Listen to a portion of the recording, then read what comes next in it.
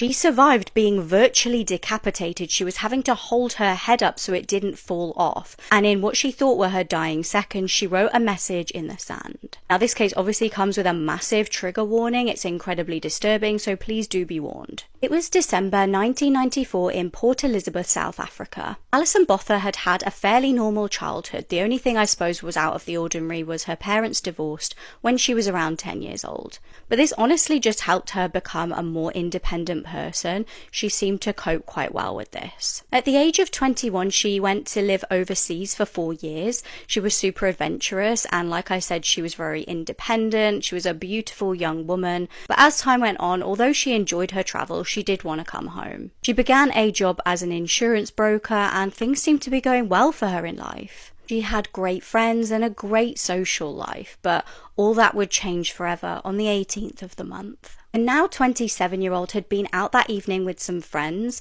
at the beach, taken her friends home, and then gone home herself. But when she arrived back at her apartment, something absolutely horrifying happened. She parked her car and leaned over slightly to get something off the passenger's seat. Suddenly, out of nowhere, a man appeared with a knife. He demanded that she moved over to the passenger seat, otherwise he was going to kill her. Terrified, she did as she was told, and the man raced off in the car, and he told her he wasn't actually going to harm her, he just needed to use the car for an hour. Alison sat frozen in fear in the passenger seat of her car, while the man told her that he was going to pick up his friend, and that he was called Clinton. Despite him claiming that he wasn't going to hurt her and just needed the car, deep down Alison did know something horrific was about to happen. She just had this woman's intuition, this gut instinct. After picking up his friend, the two men drove Alison to a secluded location. And I feel like I've seen a bunch of videos recently about true crime and safety and things that we can learn from true crime.